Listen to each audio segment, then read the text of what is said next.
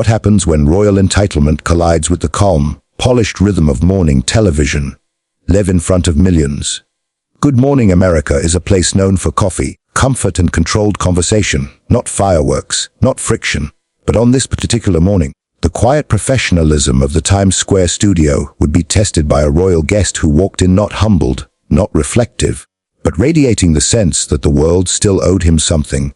Prince Harry arrived for his segment with the unmistakable posture of a man already annoyed. Robin Roberts had prepared with her usual blend of fairness and firmness. George Stephanopoulos reviewed his cards with steady precision. Michael Strahan, ever the diffuser, flashed friendly smiles, ready to lighten any moment that needed it. Together, they expected a typical interview, thoughtful, informative, maybe even warm. Instead, they watched it slowly become a live television powder keg. The studio thrummed with its usual orchestrated chaos. Floor managers clutched clipboards. Camera operators adjusted angles with practiced ease. Stagehands traded mugs and cards during the final seconds of commercial, their movements sharp and efficient. Behind the hosts, digital panels glowed with the soft New York sunrise, gold fading into blue, creating the illusion of calm. Robin Roberts sat in her usual center seat, posture elegant, expression composed but alert. Beside her, George flipped through notes with that familiar, quiet intensity. Michael tugged at his jacket and tossed a grin toward an audience already buzzing with anticipation. 30 seconds, a producer called. Coming back with Prince Harry. Keep it tight. Robin exhaled softly and looked across the low table at the prince. Harry lounged with one leg crossed over the other, his shoulders slightly back, hands loosely clasped. His black suit was crisp, but it wasn't the clothes that caught her attention. It was the tension etched across his face, his jaw clenched, his eyes steely. "Everything good, Harry?" Michael asked lightly. "Need water?" "Coffee? I'll survive," Harry said flatly. "Let's just get it over with." George lifted an eyebrow. Robin didn't blink. She'd navigated interviews with presidents, trauma survivors, and families caught in unspeakable grief. A tense royal wasn't going to rattle her, or so she hoped. 10 seconds, the floor manager shouted. The audience leaned forward, excitement rising. This was Prince Harry, modern, polarizing, endlessly discussed. Viewers expected candor, maybe vulnerability. They had no idea what they were about to witness. The theme music swelled. The red light blinked on. "And we are back," Robin said smoothly, her voice warm and steady. "We're joined this morning by Prince Harry to talk about his latest projects, life in the United States, and what comes next for him and his family." "Harry, good morning. Thank you for being here."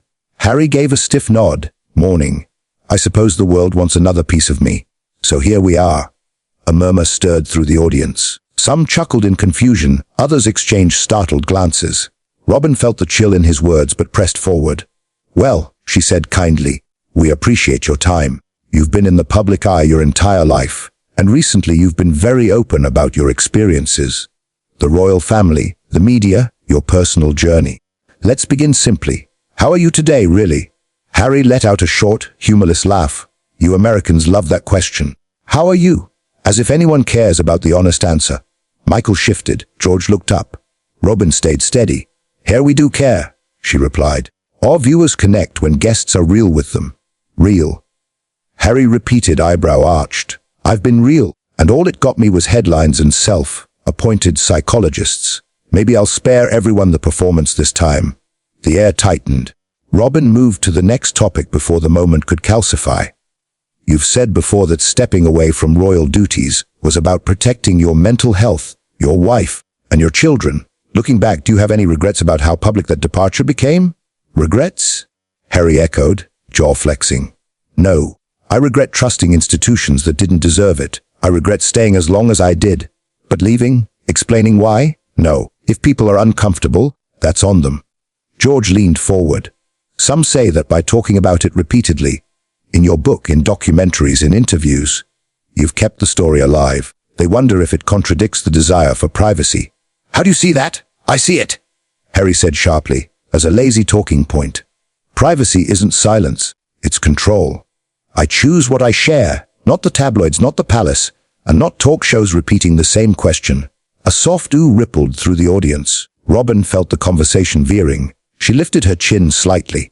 "To be fair," she said, still calm, "all viewers want to hear directly from you.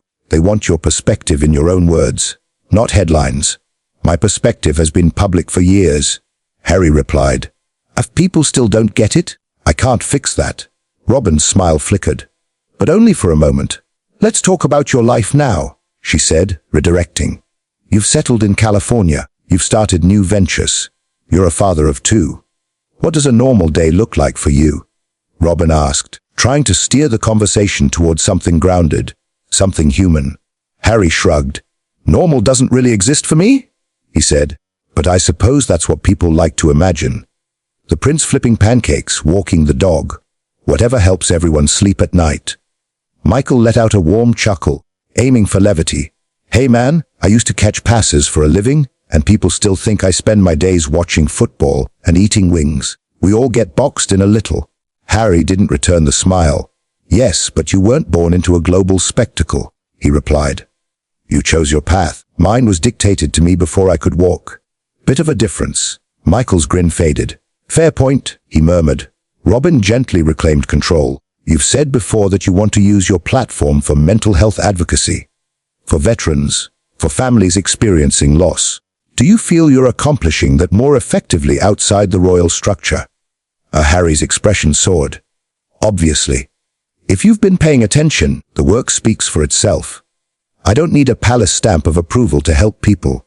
Robin's eyes flickered, catching the barb, but her voice stayed even. I have been paying attention, she said calmly, and many people admire that work.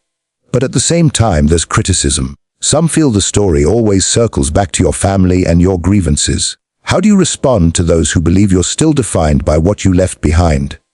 Harry leaned forward, irritation sharpening his voice. I respond by saying they are the ones obsessed with the crown, not me. I talk about my life because I lived it. If every mention of trauma somehow becomes royal drama, that's their fixation. Maybe the media should stop dragging my family into everything if they're so tired of hearing about them. This time, the audience didn't just murmur. They shifted uncomfortably. Even through the bright studio lights, the tension was palpable. George cast Robin a subtle glance. You all right? She gave the smallest nod. She could handle this, for now. But she could also feel the line approaching, the invisible boundary between tough questioning and outright hostility.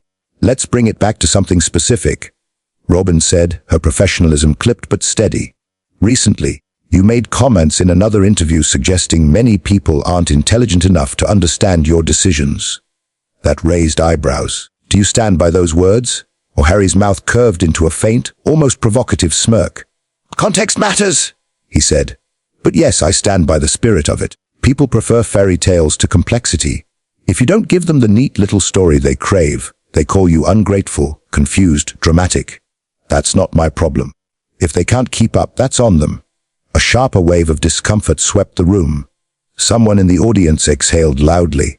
Even the cameras seemed to pick up the shift. Michael stepped in, tone gentle but firm. Harry, we've all had people misjudge us. But do you ever worry that talking about folks like that might push away the very people who want to understand where you're coming from? Harry shrugged carelessly. If they're that easily pushed away, they were never listening in the first place. Robin's patience thinned by a single strand. She inhaled, glanced briefly toward the camera, then returned to him. We're going to take a quick break, she said smoothly. Her voice was steady, but her eyes, cool, focused, had hardened. When we come back, we'll talk about your relationship with your brother, Prince William, and what healing, if any, looks like going forward. Harry's jaw twitched. Assuming, he muttered just loud enough for the mic. This is actually about healing and not just another spectacle. The band played them into commercial, but nothing relaxed. Behind the cameras, producers traded wary looks. George rubbed his forehead as though massaging out the tension. Michael exhaled slowly, muttering something about needing stronger coffee. Harry stayed where he was, legs crossed, arms folded, staring straight ahead as if the air itself offended him. Robin did not sigh, did not flinch, did not betray a single crack. She quietly reviewed her next card, though she already knew every question on it. Harry glanced over. If the next segment is more of the same, he said sharply, I might walk out. Without lifting her eyes, Robin replied, calm as ever. Harry, you're free to walk out anytime you choose. His jaw clenched. Michael stepped forward, hands raised. Hey, let's keep this easy, all right? It's just an interview. Depends who you're interviewing. Harry countered. And whether they ask anything worth answering. George let out a dry breath. Every question is worth answering if the subject is being honest. Or Harry smirked, spoken like a man whose career depends on poking people. George held his gaze, spoken like a man who agreed to be here and suddenly seems allergic to being here. The tension swelled again, thick, unmistakable. Back in 10 seconds, a producer called. Robin retook her seat. George and Michael flanked her. Harry faced them, shoulders tight, eyes blazing. The countdown hit 0. The collision was seconds away. The red light blinked on. The cheerful music of morning television filled the studio, but none of its warmth landed on the couch. The atmosphere had cooled too much for that. "Welcome back to Good Morning America," Robin said, voice smooth, expression composed. "We're here with Prince Harry, continuing our conversation about family, responsibility, and life outside the royal institution." Harry offered no greeting, no smile, nothing. His jaw stayed clenched, his posture stiffening with something close to impatience. Before the break, Robin continued. "We touched on a topic many viewers have asked about. Your relationship with your brother, Prince William." Harry's nostrils flared. He shifted in his seat, restless and visibly annoyed. "Is reconciliation something you're open to?" she asked, gentle but direct. Harry released a sharp breath, half scoff, half laugh. "That assumes there's anything left to reconcile." A low murmur swept through the audience. Robin stayed steady. "Many people watched you both grow up. They saw a bond between you. Some still hope." Harry cut her off. "People project. They imagined a perfect brotherhood because they needed it for their little royal fantasies. Doesn't mean it was real." George raised his eyebrows. "So you're saying the public imagined your relationship entirely?" Harry turned toward him, expression cold. "I'm saying they saw a brand, not a brotherhood. William and I played our roles for the cameras, behind closed doors. Let's just say he wasn't exactly the supportive big brother the world wanted him to be." Robin interjected carefully. "But in your book, you described moments of closeness." "Oh, please," Harry snapped. "Do I have to defend every anecdote I've ever said?" "Memories change. People change. Maybe I was being diplomatic when I wrote that." The audience gasped at the bluntness. Michael shifted uncomfortably. "Harry," he said gently, "people aren't trying to trap you. They're trying to understand. They want clarity." "Clarity," Harry echoed. "I've given clarity for years. If people still don't understand, maybe they're not trying hard enough." Robin inhaled slowly. "All right," she said, choosing to pivot. "Many viewers have written in asking about your ongoing relationship with the royal institution. The foundations, the charitable commitments, the traditions you once represented. Do you still see any part of yourself connected to that world?" Harry rolled his eyes. "And there it is again, dragging me back to the monarchy. I said I left.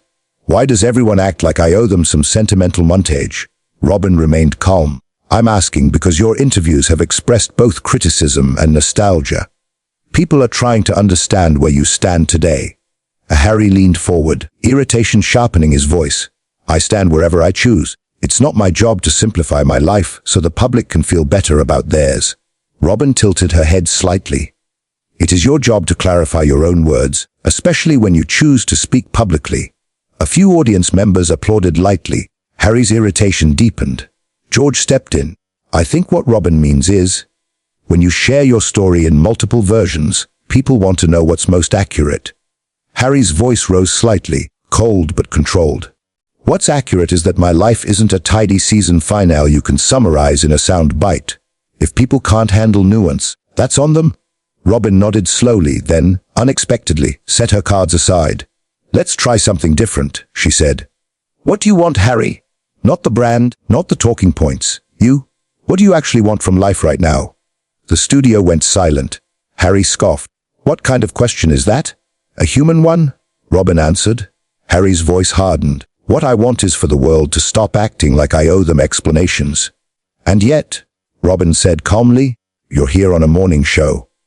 A wave of soft ooze spread across the audience. Harry's face tightened. "Maybe I shouldn't have come." Michael stepped in quickly. "Hey, nobody's attacking you. We're just talking." Harry glared. "This isn't talking. This is interrogation disguised as breakfast television." George's patience finally thinned. "Harry, this is Good Morning America. We ask direct questions. We always have." Harry shot back. Well, maybe I'm tired of being everyone's emotional chew toy. The audience fell silent. Robin leaned in, voice calm but undeniably firm. Questions aren't attacks, accountability isn't hostility, and conversation doesn't equal persecution. Harry sneered softly. Easy to say when you're the one holding the cards. And impossible to hear. Robin replied, if you refuse to listen. The audience gasped again. Harry blinked, stunned by the pushback. George shot Robin a look, part admiration, part caution. Michael murmured an uneasy, all right, let's all breathe. But Robin wasn't done. We're going to take another quick break, she said, never breaking eye contact. When we return, we'll talk about accountability, responsibility, and respect. 3 things every guest on this show is expected to show our audience. Harry stared at her, incredulous. The red light went off. Cameras cut, music faded. Harry leaned back, seething. Robin stayed perfectly still, composed, unshaken, and stronger than before. And the tension hung in the studio like heavy storm air, thickening with every breath. A producer hurried onto the set with a cold bottle of water, holding it out toward Harry as the crew scrambled to reset for the next segment.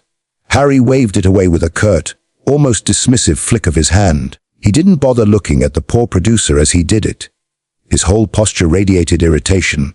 Tight shoulders, jaw set, eyes fixed on a point no one else could see. Robin didn't acknowledge the moment. She kept her gaze lowered, her lips pressed together tightly as she reviewed the cards in her lap. She didn't need them. She knew this interview inside and out, but holding them kept her hands occupied, kept her calm from cracking.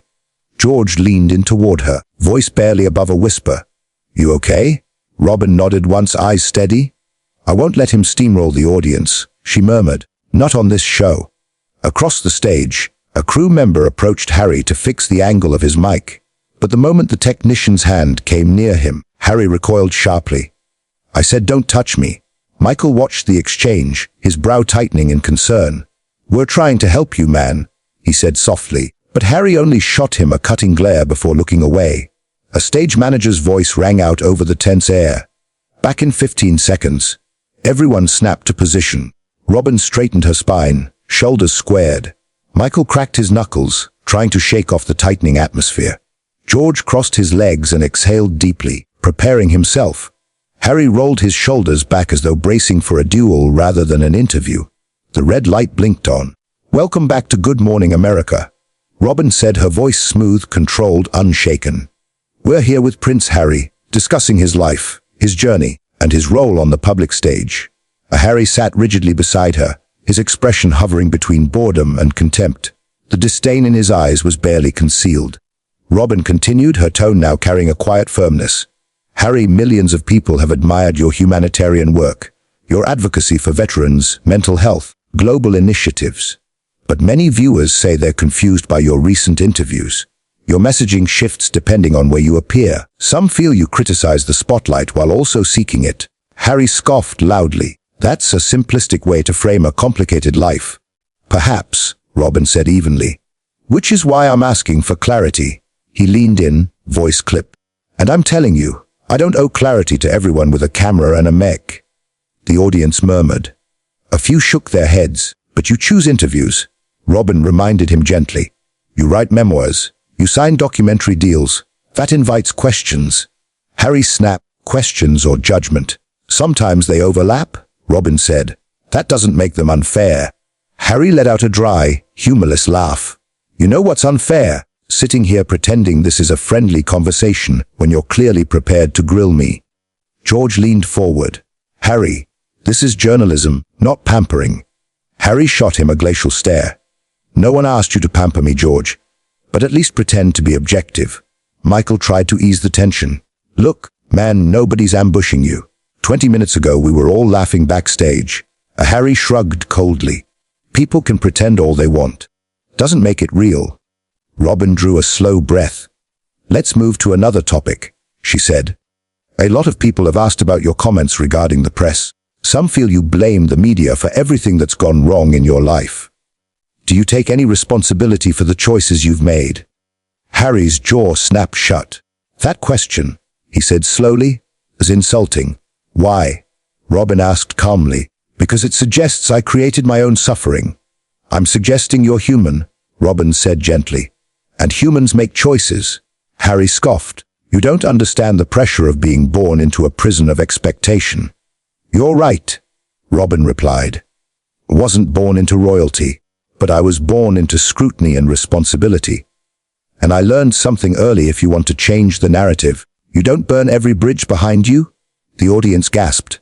You think I burn bridges? Harry asked, stunned. You torch them? Robin said quietly, and then complained about the smoke. Applause erupted, soft at first, then swelling. Harry's nostrils flared. So this is how it is. You brought me here to tear me down. No one's humiliating you, Michael said. But you can't insult every question, George added, and be shocked when someone pushes back. Harry glared. Maybe the questions are idiotic. Robin's disappointment flickered through her expression.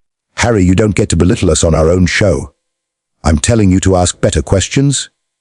Then tell me, Robin said, leaning in. You've dismissed questions about your family, your work, your choices, your projects, your contradictions. So what can we ask you? Silence flooded the studio. Harry opened his mouth, closed it, tried again, nothing. Robin nodded slowly. I thought so, the studio murmured with awe and unease. Harry stiffened, realizing, perhaps for the first time, that he was no longer in control. We're going to take one last break, Robin said. And when we return, we hope to continue this interview with respect. She looked directly at Harry. For everyone's sake, I hope you join us in that. The cameras cut. The music rose. The red light died. And Harry sat frozen, jaw clenched, as the crew hovered in a haze of whispered tension. Michael tapped his foot, the little repetitive rhythm betraying nerves he otherwise kept hidden well. George rubbed his chin, eyes narrowing as he watched the tension crystallize around them. He could already feel disaster inching closer, like a slow, moving storm no one could outrun. Robin sat between them in perfect stillness, adjusting her microphone with the quiet precision of someone preparing not for an interview, but for a final confrontation. Her movements were small, controlled, almost ritualistic, meant to calm her, meant to anchor her. Her face betrayed nothing. Harry sat across from them, stiff-backed, arms crossed tightly across his chest, his jaw clenched and unclenched, a visible warning that one wrong word might set him off again. His entire posture screamed, "Don't talk to me." A stage manager raised his hand. Back in 5, 4, 3. The red light blinked on. The final segment began. Robin turned to the camera with the same flawless composure she had mastered over decades. Measured breath, steady delivery, posture straight and unshakable. Except now, beneath it something firmer pulsed resolve. "Welcome back to Good Morning America," she said. "We're here with Prince Harry, and we're going to continue our conversation, hopefully with clarity and mutual respect." The Harry snorted loudly. The sound carried through the studio like a slap. People shifted in their seats. Robin didn't flinch. She pivoted toward him. "Harry, before the break, I asked you a simple question. What can we ask you? You didn't answer, so let's try something different." She folded her hands on her lap. "Let's talk about your work. Purely your work. Millions admire your advocacy. Can you tell us about a project you feel genuinely proud of right now? One that has nothing to do with the royal family or past grievances?" Harry shrugged, lazy, dismissive. "I don't feel like talking about that." Robin blinked. "You don't feel like? Harry, we'll live. Your problem," he said coldly, "not mine." Gasps rolled through the studio. Michael leaned forward. "Come on, man. She's giving you a chance to talk about something positive." Harry rolled his eyes. "Positive? This whole interview has been negative because she made it negative." George exhaled sharply. "That's not fair. Robin has been nothing but respectful." Harry snapped. "Respectful? Maybe in your world, not in mine. In mine, this is an interrogation." Robin kept her voice low and steady. "Harry, asking questions is not hostility." He leaned forward. "Maybe not, but asking the wrong questions is." She nodded once. "All right, let's pivot." She shuffled her cards, not because she needed them, but because she needed a heartbeat to keep her composure. "You've spoken widely about mental health," she said. "You've promoted openness, vulnerability, accountability. Do you believe your behavior here today aligns with those principles?" Harry froze, then scoffed. "You're twisting the narrative again." "I'm being provoked." "No, Harry," Robin said gently. "I am holding you to your own words. You're holding me to standards you don't hold anyone else to." "That is not true," he muttered. "Everyone's always against me." Robin tilted her head. Harry, you're a grown man.